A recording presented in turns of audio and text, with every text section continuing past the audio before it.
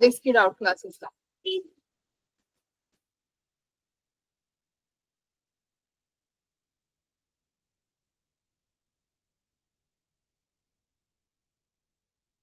Good evening ma'am.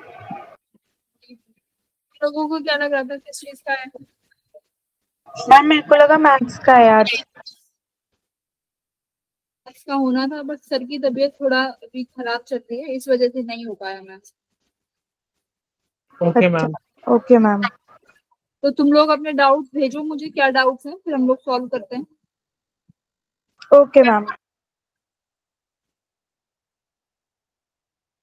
Panchi, Kanhaiya, भेजो doubts.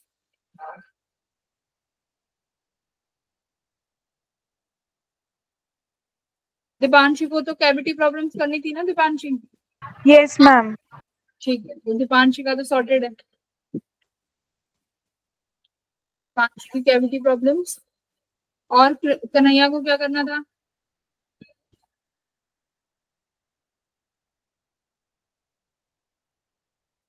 Ma'am अभी मैं भेजता हूँ।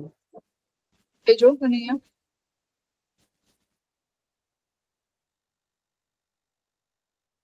अभी असाइनमेंट वाला पार्ट दूर रखना, क्योंकि अभी आज असाइनमेंट का नहीं करेंगे। आज तुम्हें असाइनमेंट के अलावा जो भी प्रॉब्लम्स है वो भेजो थोड़ी में, असाइनमेंट के अलावा भेजो चीजें। किसी कॉन्सेप्ट में इशू है या किसी क्वेश्चन नहीं समझ में आ रहा तो वो भेजो। मैम पूरा कॉन्सेप्ट बता दोगे किसी चैप्टर का अगर नहीं आता है तो? अगर देखो ज्यादा टाइम टेकिंग होगा तो, अगर ज्यादा बच्चे बोलेंगे तो टॉपिक बताओ। मैम टाइम टेकिंग तो है वो मतलब मैम इनर्शिया का कॉन्सेप्ट है। कौन सा है? मैम जैसे हम इनर्शिया निकालते हैं ना किसी चीज का, तो सिर्फ ये बता दो कि हम लोग इनर्शिया निकालते हैं, जैसे हम लोग हाँ। मेटालिक रॉड का निकालते हैं पैरेलल एक्सिस में, तो वो किसका कैसे निकालते निकालते हैं? किसी? हैं मेटालिक हाँ रॉड का? हाँ। तो हम उसे अगर पैरेलल एक्सिस में निकालते हैं या परपेंडिकुलर एक्सिस में, तो हम लोग उसे कैसे निकालते हैं? अच्छा देखो बताते,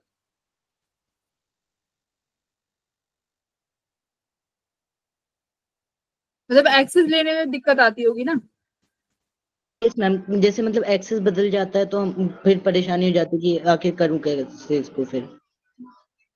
ठीक है, थोड़ा सा बताती हूँ।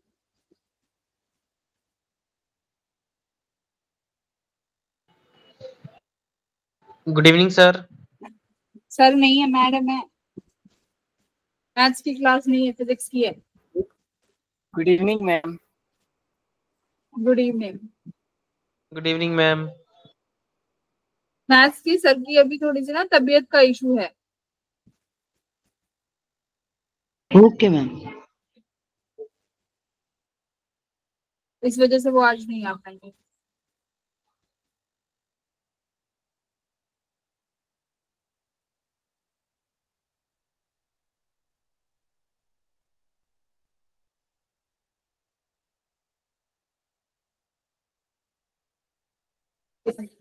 मूवमेंट ऑफ इनर्शिया में ये दिक्कत आती है कि हम सी मैम एक्सेस बदल जाए तो परेशानी हो जाती है, वरना नॉर्मल वाला मूवमेंट ऑफ इनर्शिया वो सब ऑब्जेक्ट का पता है। एक्सिस कैसे बदल जाए? जैसे मान लो मैं पॉइंट ऑब्जेक्ट ले लूं, जैसे मैम एक बॉर्ड है या एक शीट है पेपर की, अब जैसे शीट के अगर एज पे रख दिया हमने एक्सेस ये को। मान लो मैंने 4 पॉइंट्स ले लिए एम एम मैम एम आपकी एम, अब स्क्रीन नहीं बताओ। दिख रही। अच्छा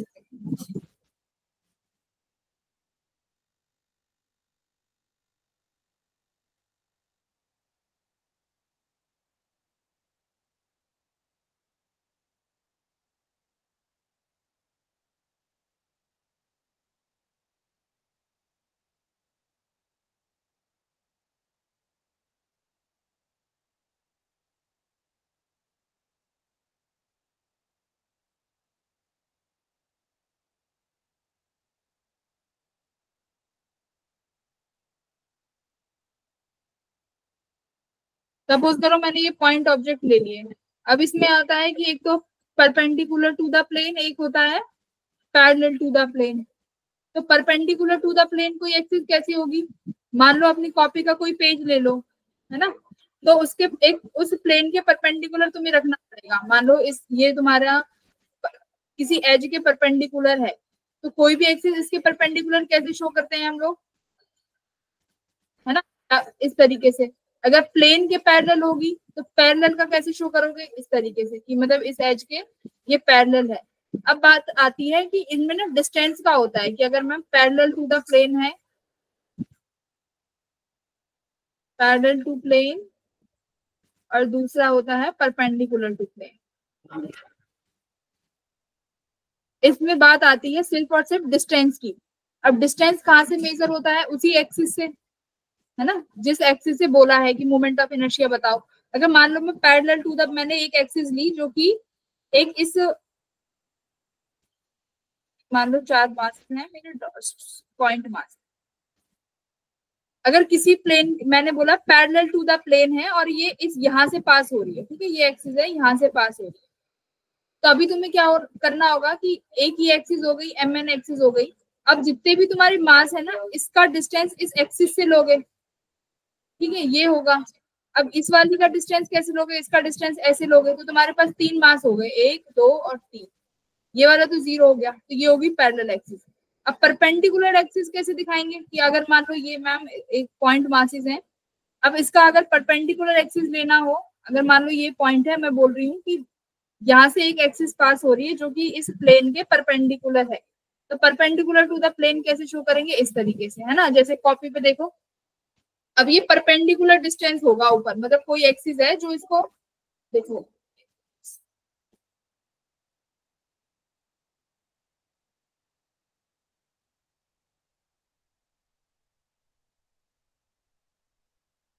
देखो, अब प्लेन के परपेंडिकुलर होगा तो ये ऐसे होगा, इस तरीके से, अगर तुम देख पा रहे हो। तो अब जो ये डिस्टेंस मेजर होगी ना, ये एक्सिस ऐसे पास कर रही होगी इस तरीके से। तो अब डिस्टेंस कैसे अब डिस्टेंस जो मेजर होगा वो इस एक्सिस से परपेंडिकुलर वाली एक्सिस से करोगे मेजर, तो इसमें उसका डिस्टेंस का आता है। अब जैसे सर्कल में भी होगा कि एक कोई भी एक्सिस है, इस सर्कल के पैरेलल है, तो पैरेलल तो ऐसे हो जाएगी कि मतलब इसको कट करके जाएगी। परपेंडिकुलर में कैसी होगी एक्सिस, इस तरीके से होती जाएगी, मतलब उसमें ये अगर रिंग लोगे तो रिंग में से ये एक्सिस क्रॉस हो जाएगी। अगर पैरेलल है तो मतलब प्लेन के पैरेलल है, तो इसमें सिर्फ और सिर्फ डिस्टेंस का आता है। अगर तुम्हें डिस्टेंस लेना, मेजरमेंट करनी आ जाएगी, तो मोमेंट ऑफ इनर्शिया इजी हो जाएगा। अगर कोई क्वेश्चन है तो क्वेश्चन भेजो। ये एक बार शीट और रॉड का एग्जांपल करा दो बस। शीट और रॉड का, यस मैम। कोई क्वेश्चन है तो क्वेश्चन भेजो, ऐसे तो मैं विदाउट प्रिपरेशन, तो एग्जांपल भेजो। कोई कहीं पढ़ा होगा, कोई क्वेश्चन में डाउट आया होगा। मैम एक क्वेश्चन था, वो था एक पेपर में था मैम, अवंती के पेपर में था, उसमें रॉड के बीच में जो था, मतलब रॉड के दोनों साइड में हमने 2 मासेस रख दिए थे। रॉड एल लेंथ की है और रॉड 2L लेंथ की है मैम, और उसका मास है M, और उसके दोनों साइड में ये 2 बॉल्स हैं इक्वल मासेस की, दोनों एजेस पे M और M की। अब हमने इसे 20 से घुमाया हुआ है, मतलब इस परपेंडिकुलर सेंटर से। हाँ मैम, परपेंडिकुलर एक्सेस हम लोग इसे घुमा रहे हैं, तो इसका मोमेंट ऑफ इनर्शिया क्या होगा, ये बताना था। देखो, अगर पॉइंट मासेस, अगर सबसे पहले देखो, अगर पॉइंट मासेस हैं, बहुत आसान हो जाएगा। ये मास M और ये मास M, ठीक है। अब मान लो इसको तुमने एक मास लेस स्ट्रिंग के साथ कनेक्ट कर दिया, सपोज करो, ठीक है, मास लेस स्ट्रिंग के साथ कनेक्ट कर दिया। अब तुम इन दोनों सिस्टम को ना यहाँ से ओमेगा घुमा रहे हो, तब जो डिस्टेंस मेजर होगी वो कहाँ से मेजर करोगे, यहाँ से डिस्टेंस कितनी होगी। अब देखो यहाँ एक्सिस बन जाएंगे सेंटर पे, ये एक्सिस L हो गई और ये डिस्टेंस भी L हो गई। तो अब जो डिस्टेंस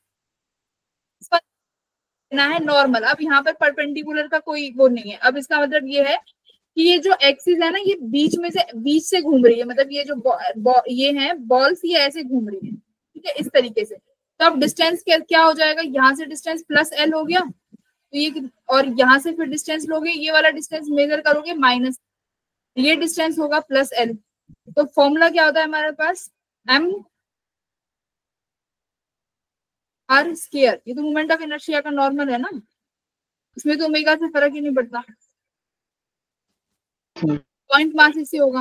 और अगर तुम्हारी ये रॉड है, जो अगर रॉड के पास भी मास है तो इसके मास का तुम्हें फिर लेना पड़ेगा कि अगर पूरे रॉड का सेंटर ऑफ मास से कितना मोमेंट ऑफ इनर्शिया होता है, कितना होगा रॉड का सेंटर ऑफ मास से, होता है ना एक moment of inertia of A rod from centre of mass. Ma'am और ml स्क्वायर एक होता है एज से निकालते हैं, मैम वो ml स्क्वायर बाय 6 होता है शायद। ICM इक्वल्स टू एज वाला लोगे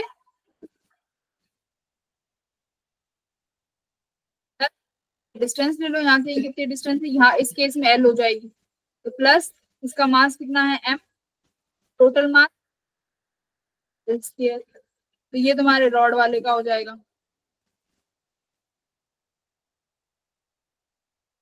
कैसे हुआ?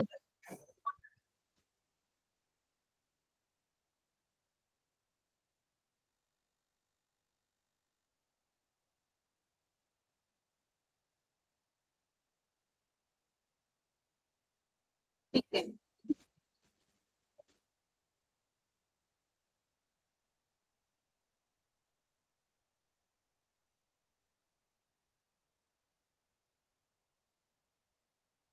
देखो अब कैविटी वाली प्रॉब्लम्स देखो, दीपांशी ने भेजी कि कैविटी प्रॉब्लम्स कैसे सॉल्व करते हैं। पहली बात तो ये कि जो कैविटी प्रॉब्लम्स होती है वो तुम्हारा सॉलिड सरफेस होगा, ठीक है, सॉलिड स्फीयर होगा। सॉलिड स्फीयर कौन सा वाला, जिसमें मास कैसे डिस्ट्रीब्यूटेड हो, यूनिफॉर्मली, या चार्ज, जो चार्ज हो वो यूनिफॉर्मली डिस्ट्रीब्यूटेड होना चाहिए, चार्ज इज यूनिफॉर्मली डिस्ट्रीब्यूटेड, है ना, उनमें ये तुम्हारी कैविटी प्रॉब्लम्स बनती है, यूनिफॉर्मली डिस्ट्रीब्यूशन होना चाहिए। देखो क्वेश्चन अगर भेजोगे ना तो मैं अच्छे से आइडेंटिफाई कर पाऊंगी, जैसे अभी दीपांशी ने भेजा है, चार्ज इज यूनिफॉर्मली डिस्ट्रीब्यूटेड। अब देखो मुझे बताओ, अगर सॉलिड स्फीयर की वजह से इस पे चार्ज जो है कैपिटल Q यूनिफॉर्मली डिस्ट्रीब्यूटेड है, अगर मुझे किसी पॉइंट P पे इलेक्ट्रिक फील्ड फाइंड करनी है तो इसकी वजह से कितना होगा, बाहर इलेक्ट्रिक फील्ड कितनी होती है, बाहर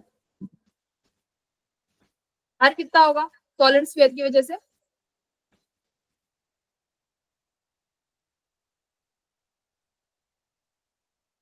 बताओ दीपांशी। यस मैम, एक सेकेंड। आउटसाइड द स्फीयर, मान लो ये जो पॉइंट है ये आउटसाइड द स्फीयर है, तो इस सॉलिड स्फीयर की वजह से क्या होगी ma'am KQ by R square. हाँ, KQ बाय R स्क्वायर, मान लो इसका रेडियस R है, KQ बाय R स्क्वायर, है ना। अगर यही पॉइंट अगर इनसाइड आ जाए तो इनसाइड की वजह से कितना होती है बच्चों, KQ R अपॉन कितनी होगी, KQ R अपॉन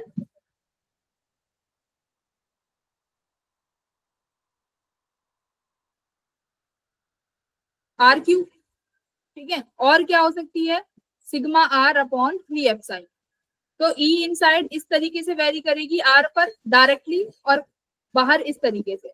अब बाहर, अब देखो क्वेश्चन अगर ऐसा आया है, इसमें केस हमारे कैसे कैसे बनेंगे, केस 1 इस तरीके से बन सकता है, मान लो तुम्हारे पास ये पूरा स्फीयर है, इसका पूरा जो भी डेंसिटी है वो मान लो सिग्मा है, सॉरी रो, इसके पास वो है volume charge density, charge Q uniformly distributed है। अब मैं क्या कह रही हूँ, मान लो मैंने यहाँ पर एक कैविटी बना दी, ठीक है, ये एक कैविटी है, ठीक है, सेंटर C2 ले लो, और इस पूरे का जो सेंटर है मैंने मान लिया वो कितना है C1, इसका जो डिस्टेंस है मान लो R है, ठीक है, ये जो स्मॉल वाली जो तुम्हारी कैविटी है मैंने इसका माना कि इसका जो रेडियस है वो R0 है, सपोज करो, ठीक है भाई। अब अगर ये पूरा स्फीयर होता, अगर मैं पॉइंट ले रही हूँ बाहर, अब देखो तुम्हारे पास केस 1 क्या है, जब पॉइंट तुमने बाहर लिया है, तो दीपांशी अगर ये पॉइंट A बाहर है, अब तुमसे पूछा जाए कि find the electric field at point A, इस सिस्टम की वजह से जिस पर अब कैविटी है, C2 बच्चों क्या है, कैविटी, कैविटी का मतलब क्या है, सब समझते हैं ना कैविटी क्या होती है, yes ma'am, everyone understand, cavity मतलब ये पॉइंट जो है ये होलो कर दिया है, मतलब पूरा सॉलिड स्फीयर था, सबके पास जो चार्ज था यूनिफॉर्मली डिस्ट्रीब्यूटेड था, अब C2 पर मैंने क्या कर दिया, कैविटी बना दी, मतलब इसका जो मास है मैंने वो मास बाहर निकाल लिया। तो मास अगर बाहर, उसका मास बाहर चला गया, मतलब यहाँ पर कैविटी बन गई, होल हो गया है ना, होल हो गया। तो अब इस पूरे सर्कल की वजह से, स्फीयर की वजह से ए पॉइंट पर इलेक्ट्रिक फील्ड कितनी आनी चाहिए, एनीवन? मैम रिड्यूस हो जाएगी। तो देखो दो हो गई आपके पास, एक तो इसकी वजह से हो गई E1 जो पूरा स्फीयर है, एक मान लो कैविटी की वजह से E2, ठीक है। अच्छा, पूरे स्फीयर की वजह से बताओ कितनी बनेगी, E1 पूरे स्फीयर की वजह से, पॉइंट बाहर है तो किस पर ma'am Q by R square। K capital Q by R distance लेना पड़ेगा। लेते हैं यहाँ से डिस्टेंस जो सेंटर का है ये स्मॉल r माना, ठीक है, इसका रेडियस कैपिटल R। तो ये हो गया KQ by small r square. अच्छा, अब कैविटी, ये तो टोटल की वजह से आया है, अब कैविटी वाला माइनस करना पड़ेगा। कैविटी की वजह से कितना बनेगा बताओ, E2 इज द कैविटी वाला, तो इसका चार्ज, अब हमें नहीं पता कितना चार्ज है, KQ डैश मान लेते हैं, कैविटी के पास जो चार्ज है उस Q डैश चार्ज है। अब डिस्टेंस देखो कहां से लोगे आप, इस कैविटी के सेंटर की, तो कैविटी के सेंटर से डिस्टेंस कितना बनेगा, R plus R naught। R plus R not, नहीं R नॉट तो इतना डिस्टेंस है ना, सिर्फ R नॉट तो ये है। अब C1 से यहाँ तक का डिस्टेंस कितना है ये लेना पड़ेगा ना, सेंटर से इसका डिस्टेंस, ये कितना माने, इसको R2 मान लो। Okay ma'am. तो अब ये डिस्टेंस कितना हो जाएगा, देखो R प्लस R2, मतलब कैविटी के सेंटर से ए पॉइंट कितनी दूरी पर है, तो कैविटी के सेंटर से ए पॉइंट कितनी दूरी पर आया बच्चों, R plus R2। Yes ma'am. तो ये R प्लस R2 का स्क्वायर, ये हो गया। अब नेट कैसे निकालोगे, E1 माइनस E2 करके, E1 माइनस E2। तो देखो KQ बाय R स्क्वायर हो गया, बात रही Q डैश की, मैम Q डैश कैसे निकालेंगे, R प्लस R2 स्क्वायर। बच्चों Q डैश कैसे निकालोगे बताओ, इन पॉइंट यही है कि चार्ज अगर निकालना आ गया, क्योंकि Q डैश कितना चार्ज बाहर गया है वही इंपॉर्टेंट है, तो चार्ज को मैं कैसे लिख सकती हूँ, जैसे मेरी डेंसिटी क्या होगी, charge upon volume, charge upon volume. अब मुझे कितने का चार्ज चाहिए, इस Q डैश वाले का, तो निकाल लेंगे, टोटल ये है, तो Q डैश कितना हो जाएगा, Q इक्वल्स टू, मान लो ये मेरा कितना है, Q डैश है ना, Q dash equals to sigma charge density, volume charge density into volume, कि इस वॉल्यूम में कितना चार्ज स्टोर्ड है, तो 4/3 पाई, रेडियस कितनी है R0, तो ये हो जाएगी आपके पास Q डैश की वैल्यू।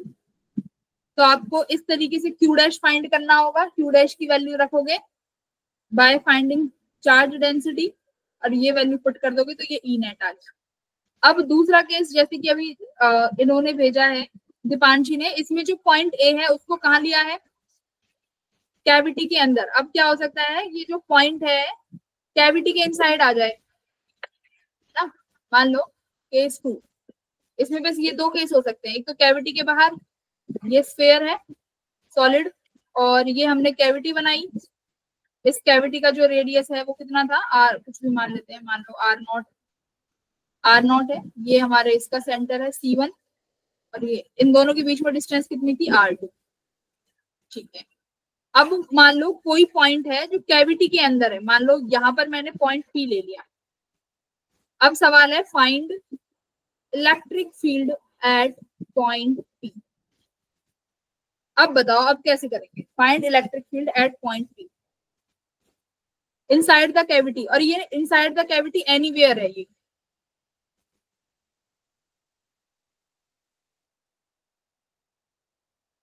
बताओ भाई, निकालो जरा, इनसाइड कैविटी एनीवेयर क्या करेंगे। अब इनसाइड जो बच्चों इलेक्ट्रिक फील्ड है किस तरीके से वेरी करती है, सिग्मा R अपॉन 3 अंदर,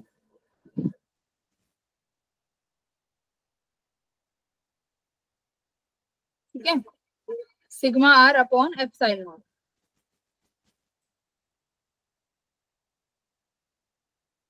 तो इनसाइड किसी भी पॉइंट के लिए कैविटी के अंदर निकालने के लिए हमारे पास ये जो फॉर्मूला है ना, ये फॉर्मूला है, इसके लिए डेरिवेशन में मत जाना। इलेक्ट्रिक फील्ड क्या वेरी करेगी, inside at point P, cavity के किसी भी पॉइंट के अंदर, sigma R upon 3 epsilon naught. अब बात आई कि मैडम ये आर क्या है, आर कौन सा डिस्टेंस होगा, इस सेंटर से और इस सेंटर के बीच का distance which is R naught. कितना है हमारा, R2 है ना, तो हम R2 अपॉन 3 एप्सिलॉन। इस अकॉर्डिंग दीपांशी तुम्हारे क्वेश्चन का आंसर क्या होना चाहिए, बताओ तुम्हारे क्वेश्चन मैम में। Option A. हाँ देखो, दोनों के सेंटर के बीच की डिस्टेंस L है और सिग्मा है और बाय 3 एप्सिलॉन नॉट, और पॉइंट कहाँ पे है, मैग्नेटिक किसी भी कैविटी के अंदर, तो कैविटी के अंदर वो पॉइंट होना चाहिए। ठीक है, ओके मैम। तो तुम्हारा आंसर ये होगा। अब बाहर का भी बता दिया है, तो बाहर का एक क्वेश्चन मैं तुम लोगों को देती हूँ, सॉल्व करो जरा, करोगे? Yes ma'am. जसवीर का, हाँ मैं जसवीर तुम्हारा देख रही हूँ क्वेश्चन, ठीक है, इतने तुम लोग कुछ करो। हैं इसका केस तो एक और बार बता दो। कौन सा केस? यही वाला जो इनसाइड द कैविटी वाला था, R2 क्यों लिया था फिर उसके बाद? कैविटी प्रॉब्लम्स कराई है, इसमें दो केस हैं, एक तो पॉइंट ए बाहर है, हाँ अब ये इनसाइड वाला लिया है। कोई भी अगर कैविटी के अंदर कोई भी पॉइंट है तब इलेक्ट्रिक फील्ड क्या होगा, देखो कोई भी पॉइंट हो सकता है, सेंटर या कैविटी के किसी भी पॉइंट पे इलेक्ट्रिक फील्ड कितनी होगी, इलेक्ट्रिक फील्ड ये हम लोग गॉस लॉ से निकालते हैं ना, डेरिवेशन है इसका। तो किसी भी पॉइंट पे सिग्मा आर, क्योंकि इनसाइड जो इलेक्ट्रिक फील्ड वेरी करती है वो कितने पे करती है, रो आर अपॉन 3 एप्सिलॉन। ठीक है, अब बात आई कि मैम ये आर क्या लेना है, तो आर बच्चों जो कैविटी का सेंटर है और जो मेन स्फेरिकल शेल है उसके सेंटर के दोनों के बीच के डिस्टेंस है R2, तो ये वाला डिस्टेंस है R2, ये R2 यहाँ पे लेना है, तो कोई भी पॉइंट हो। अब बात आई डायरेक्शन की, कि हम डायरेक्शन इलेक्ट्रिक फील्ड की किस साइड होगी, तो बच्चों डायरेक्शन किस साइड होगी, along the axis, along the line joining axis. जो ये एक्सिस है ना C1 C2, ये जो C1 C2 की एक्सिस है, इसके अलोंग तुम्हारी इलेक्ट्रिक फील्ड की डायरेक्शन होगी। अगर पॉजिटिव है तो किस तरफ होगी, आउटवर्ड, अगर नेगेटिव है तो इनवर्ड। तो ये डायरेक्शन और ये इसका मैग्नीट्यूड। ठीक है, ओके मैम। अब एक क्वेश्चन कर लो तुम लोग इतने में जसवीर का, और बच्चे डाउट भेजो। इनर्शिया के लिए तो मेरे पास बहुत सारे डाउट है, अभी तो क्वेश्चन नहीं मिल रहे मुझे। तो क्वेश्चन लेके आने चाहिए ना, फिर क्लास डाउट क्लास का फायदा ही क्या हुआ। अगर देखो मैं रैंडम लेके आऊंगी, अगर क्लास हो जाएगी, ऐसे नहीं होता। अब दीपांशी ने भेजा, उसको समझ आ गया। अब क्वेश्चन लिखो, a solid spherical region having a cavity, ठीक है।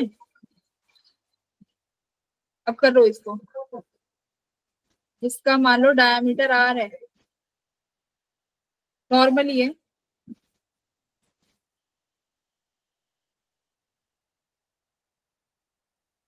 मैम ये डायमीटर R स्फीयर का है या फिर कैविटी का? अरे रुक जाओ, spherical cavity whose diameter R is equals to the radius of, is equal to radius of spherical region। ठीक है, बेसिक क्वेश्चन है एकदम। spherical region has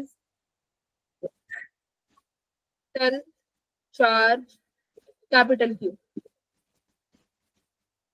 चलो, फाइंड इलेक्ट्रिक फील्ड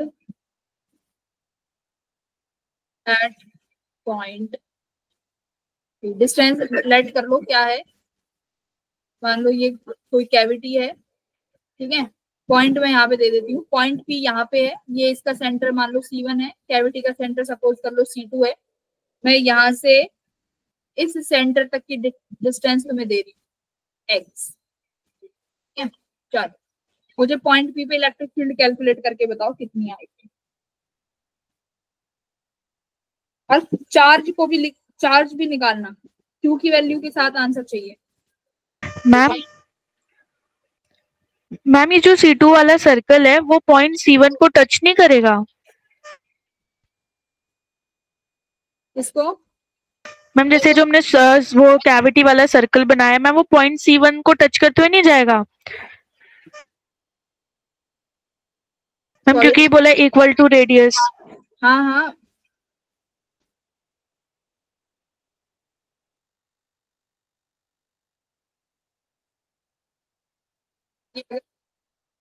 तो वो उसका डायमीटर बन जाएगा कैविटी का।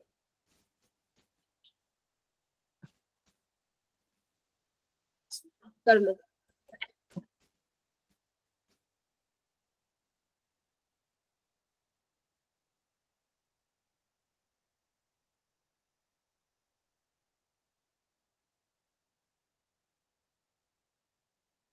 Speed of the rod, angular speed निकालनी है। ठीक है, the collision is perfectly elastic, so ये मास ये body mass.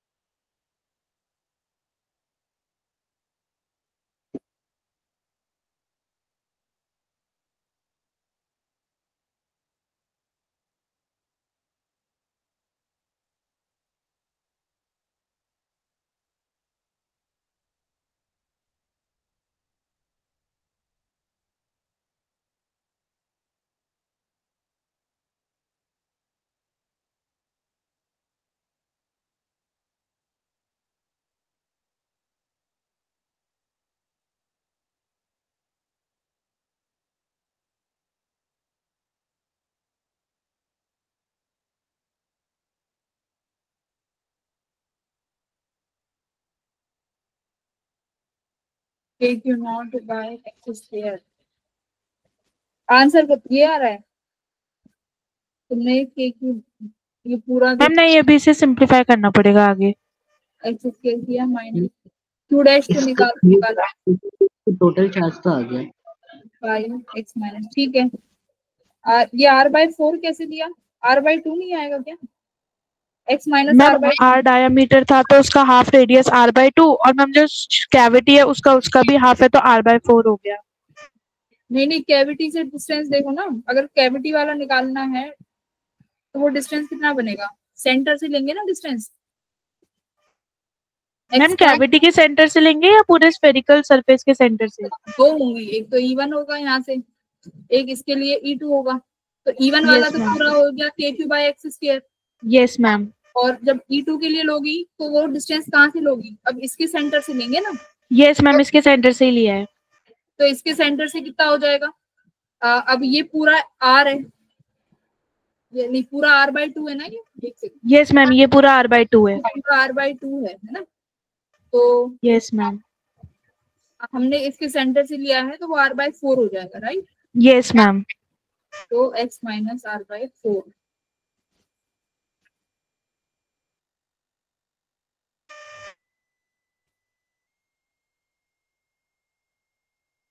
Diameter is R. भाई देखो, have a spherical cavity whose diameter is R, diameter R है तो ये डायामीटर आर है पूरा, तो ये वैल्यू कितनी बनेगी, r बाई टू नहीं अच्छा बनेगी। r/2 okay ma'am. तो ये x माइनस जो E2 की वजह से आएगा वो कितना आएगा, k q dash upon x minus r by two. Okay ma'am, का स्क्वायर। अभी q डैश निकालो, q डैश की वैल्यू मुझे बताओ, q डैश कितना आएगा।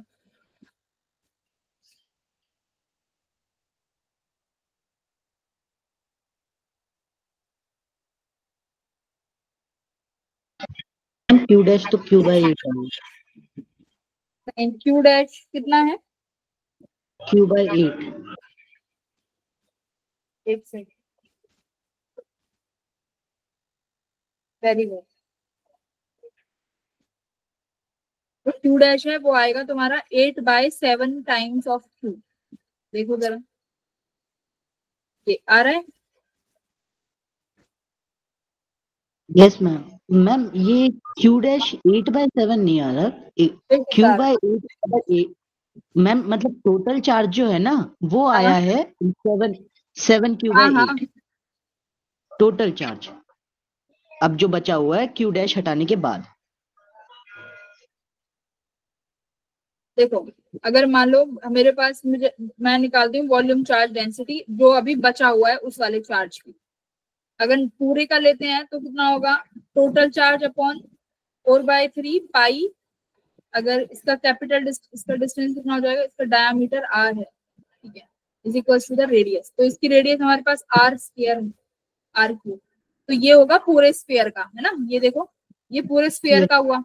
अब हमने कैविटी इसमें से माइनस करनी है, तो कैविटी वाला माइनस करो, 4/3 पाई, कितना डिस्टेंस है कैविटी का, r/2, r/2 का स्क्वायर क्यूब हो गया ये भी।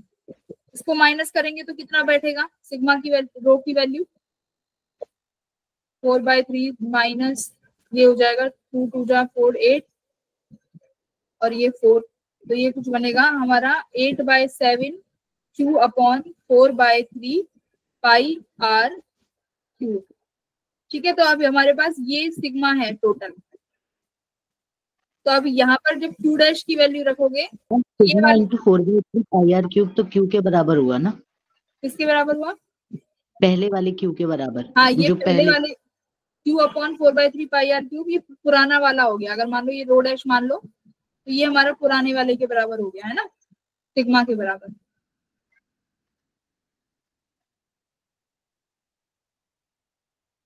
ये कितना हो गया, sigma dash equals to 8/7 of,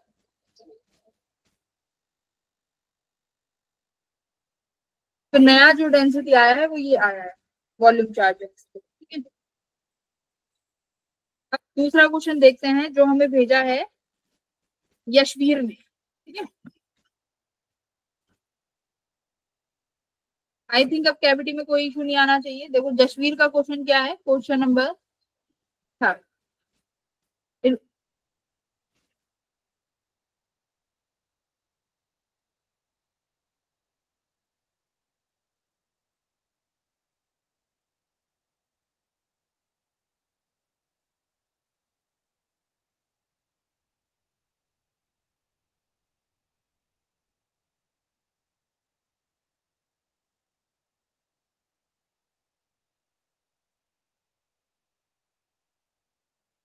हमारे पास एक ये रॉड है,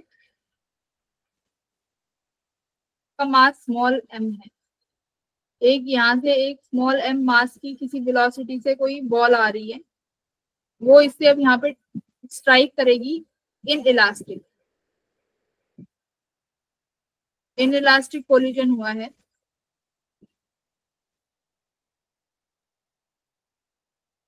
फाइंड द एंगुलर स्पीड, और ये किसी सरफेस पे रखी है, कीप ऑन स्मूथ सरफेस, ये भी गिवन है, या फिर ऐसे कीप ऑन स्मूथ सरफेस।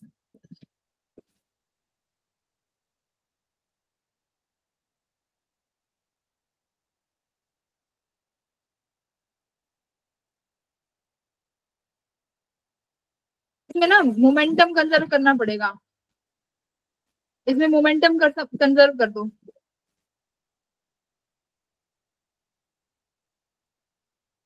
हम मोमेंटम कंजर्व करें इसका,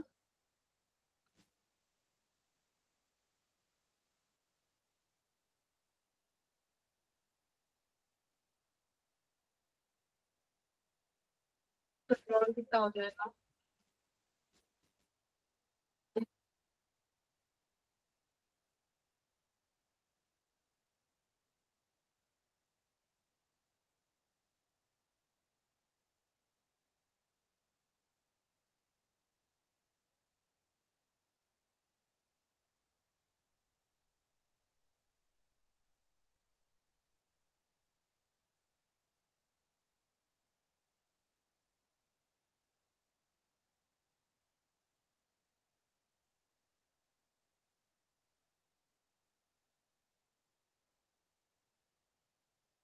कंजर्वेशन मोमेंटम लगाओ, conservation of linear momentum.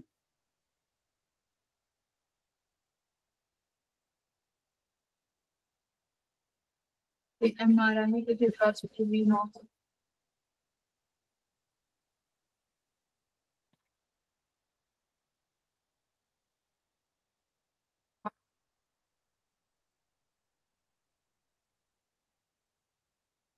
Rod का सेंटर ऑफ मास पे इनर्शिया कितना होता है?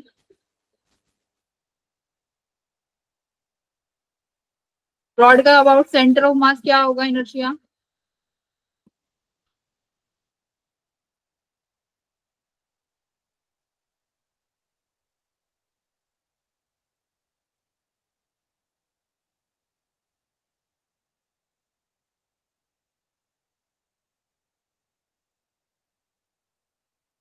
ml स्क्वायर बाय 12 होगा शायद।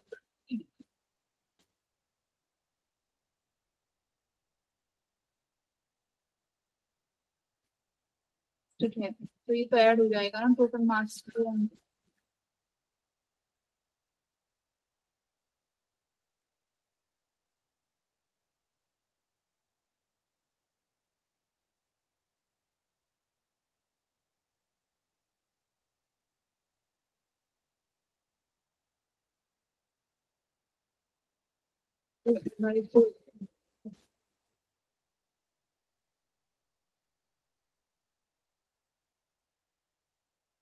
करो इसको, बाकी के लोग भी करो सॉल्व।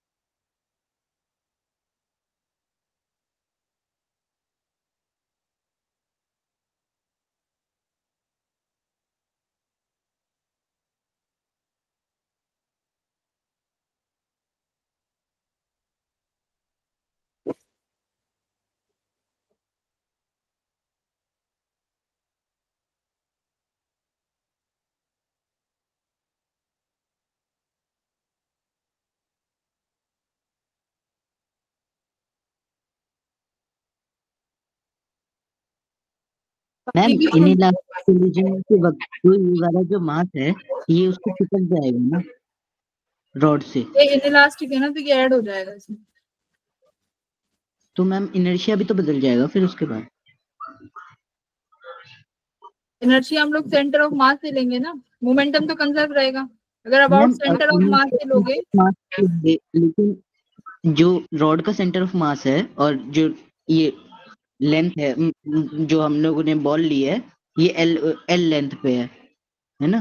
तो उसको और रॉड का सेंटर ऑफ मास दोनों का उन दोनों का सेंटर ऑफ मास जो है उससे लेंगे ना हम लोग प्लेन इनर्शिया। कहाँ से लेंगे?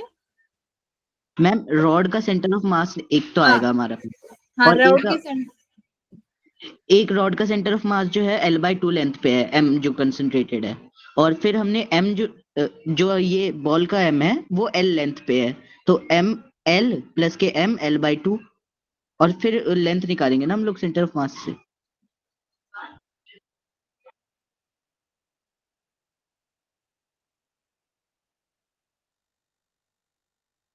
ये वाला जो है ये mv0 L/2 जो है, ये तो हमारा, ये किसका हो गया मोमेंटम? देखो ये और तो mv0 मतलब वो क्या बोलते हैं उसे, एंगुलर मोमेंटम। हाँ, एंगुलर मोमेंटम कंजर्व रहेगा ना।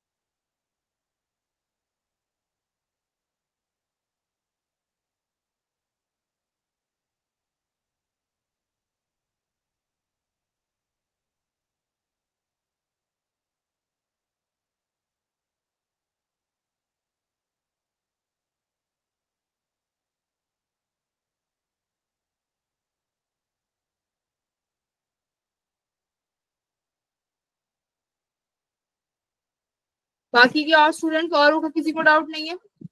कन्हैया, शिव, सुरेंद्र,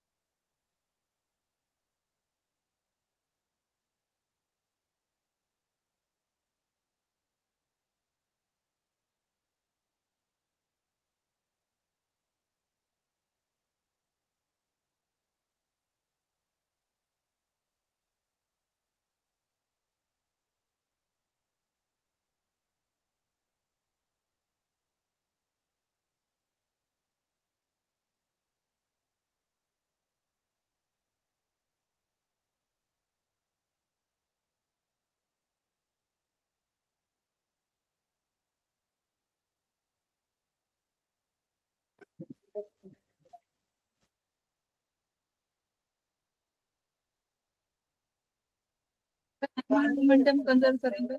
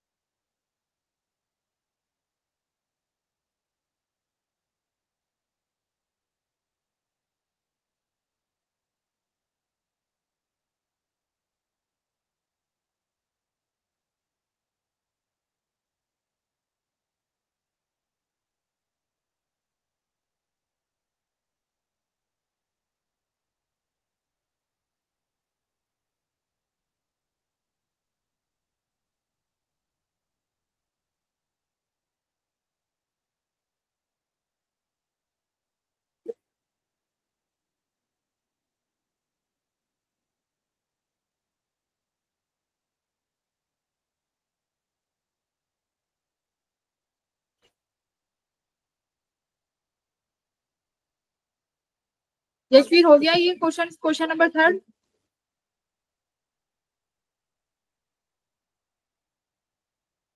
बाकी के बच्चे भाग गए क्या सारे?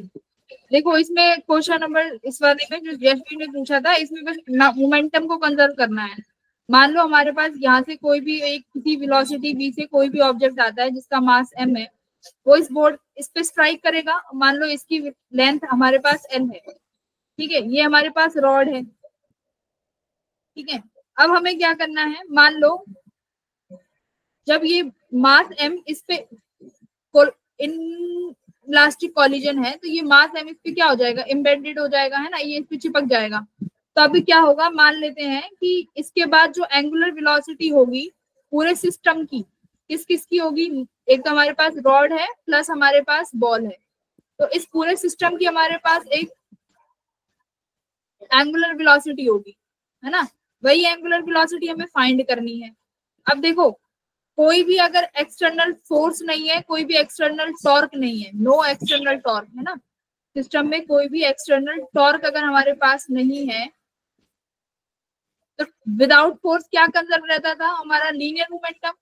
अगर यहाँ पे एंगुलर वेलोसिटी की बात होती है तो टॉर्क हमारा कंजर्व, कोई टॉर्क नहीं है तो हमारा एंगुलर मोमेंटम शुड, तो अब एंगुलर मोमेंटम को कंजर्व करो, angular momentum should be conserve. करो एंगुलर मोमेंटम कंजर्व। इस बॉल के पास वेलोसिटी थी कितनी, small v, mass small m था। मान लो अब इसके एंगुलर मोमेंटम क्या होगा, mvr। तो मैंने एंगुलर मोमेंटम इसका काउंट किया, मान लो मैं इस वाले पॉइंट से ले रही हूँ, ठीक है, यहाँ इस एक्सिस से, तो इस एक्सिस से इसका एंगुलर मोमेंटम mv, और ये हमारी पूरी डिस्टेंस हो गई l, और इक्वल्स टू i ओमेगा। तो ये मेरे पास इक्वेशन पहली हो गई। अब क्या होगा, अब तो एंगुलर मोमेंटम कंजर्व है। दूसरा हम लोग क्या करेंगे, मोमेंट ऑफ इनर्शिया लिखेंगे किसी भी एक पर्टिकुलर एक्सिस के पास। मैंने ये एक एक्सिस ले ली, मान लो यहाँ से मेरी जो है एक्सिस पास कर रही है, इसके अबाउट अब मोमेंट ऑफ इनर्शिया लिख लो, और ये एक्सिस जो है परपेंडिकुलर टू द प्लेन। इसके अबाउट अब क्या लिखेंगे, मोमेंट ऑफ इनर्शिया।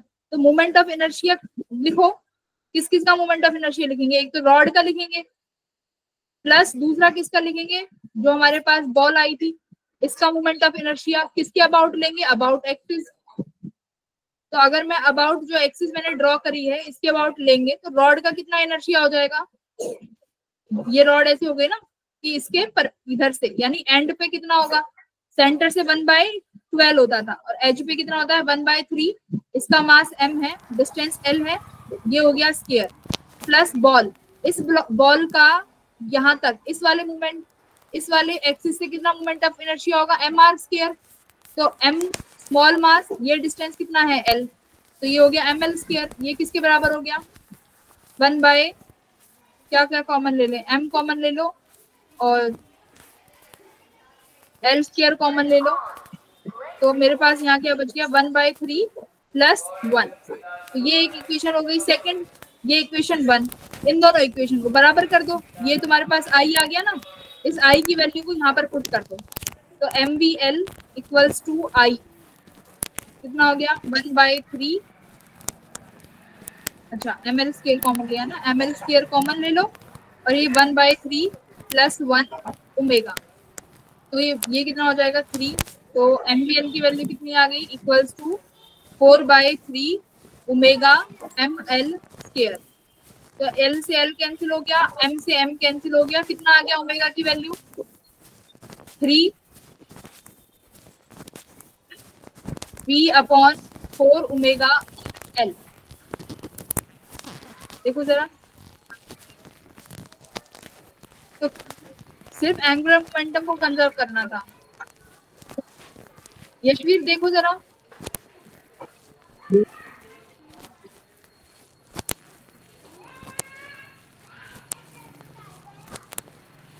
जब भी ऐसे क्वेश्चन हो ना, एक इसमें होगा कि इलास्टिक कोलिजन होगा, तो इलास्टिक कोलिजन में क्या करोगे, लीनियर और एंगुलर दोनों मोमेंटम को कंजर्व कर दोगे, तो दोनों और इलास्टिक कोलिजन में काइनेटिक एनर्जी भी कंजर्व रहेगी, तो दो इक्वेशन बनेंगी, एक तो मोमेंटम कंजर्व करके, एक काइनेटिक एनर्जी कंजर्व करके, तो वहां से दो इक्वेशन बन के तुम्हारे पास ओमेगा की वैल्यू आ जाएगी। दूसरा इनइलास्टिक का है जिसमें एंगुलर मोमेंटम कंजर्व करके, ठीक है, किसी भी एक एक्सिस के अबाउट।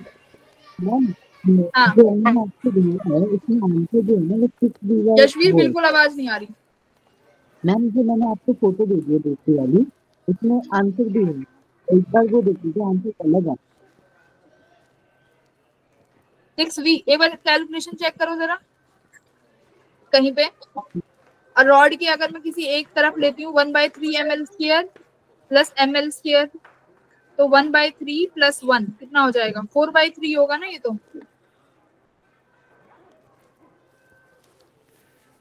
एक बार L/2 से नहीं लेनी थी बॉल का, क्योंकि बॉल जो बॉल है वो तो आधी बॉल को करेगी ना, करेगी, मतलब मैम जब बॉल उसको मूव कर रही है तो इनटू L/2 शायद होना चाहिए, क्योंकि अगर वो तो डिपेंड करेगा ना, मैंने सेंटर से लिया है, अगर मैं सेंटर से ले लूंगी तो वो L/2 हो जाएगा, है ना। अगर मान लो, हाँ मतलब बॉल का जो सेंटर ऑफ मास मिलेगा वो तो L/2 पे बनेगा ना।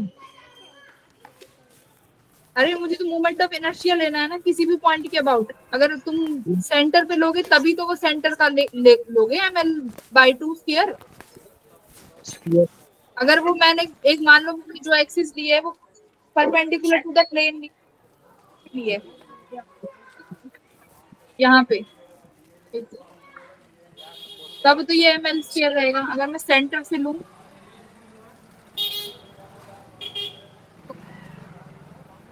ml स्क्वायर,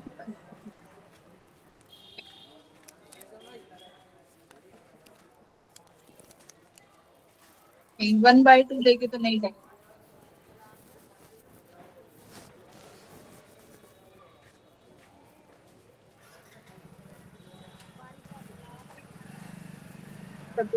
तो उसके लिए मुझे ये चेंज करना पड़ेगा, सेंटर ऑफ मास से 1/12 होता है, ठीक है। अगर मैं अबाउट सेंटर ऑफ मास पे कंजर्व करना चाहूँ तो ये कितना हो जाएगा 1/12 + 1/4, 12 ऑप्शन ले लो, 1 + 4 12/3 होगा, जो सेम ही तो आ रहा है।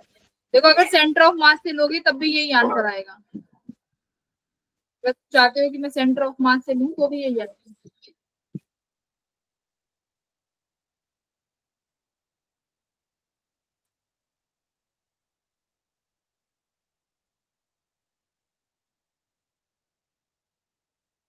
जो उन्होंने सोल्यूशन दिया है ना टेस्ट के पेपर में, वो भेज दिया मैंने आपको।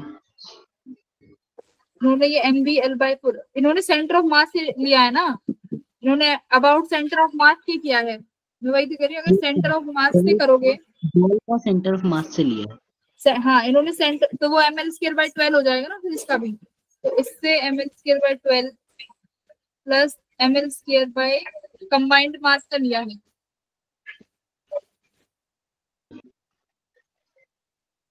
इन्होंने ये ml/16 2 टाइम्स क्यों लिया है, एक बार तो मास है ml/I omega ml/12 plus ml² / 16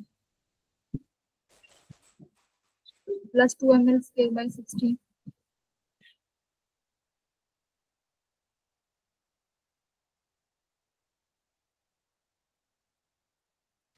नहीं भाई, इसको तो देखना पड़ेगा, ऐसे तो नहीं, 2 बार तो नहीं आएगा। अगर सेंटर ऑफ मास से भी लेते हैं तो mvl/4 बनेगा ये, ठीक है।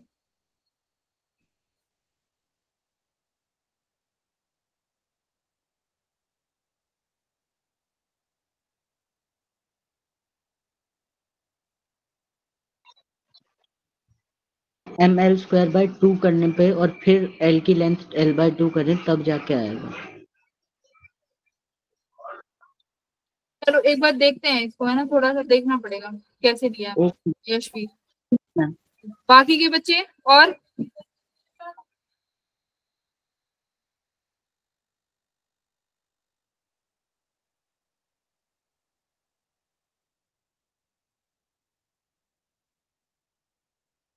ये इस क्वेश्चन को मैं एक बार देखती हूँ, ऐसा तो नहीं होना चाहिए, 2 बार क्यों लिया है।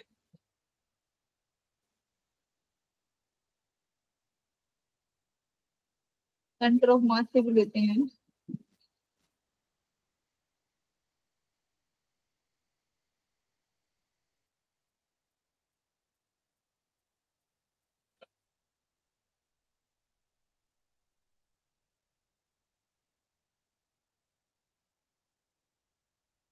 ठीक है बच्चे, सुनने आए थे भाई?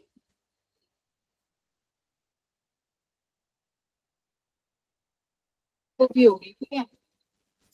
चलो ठीक है, फिर क्लास में एंड करते हैं, अगर किसी का भी अब डाउट नहीं है तो।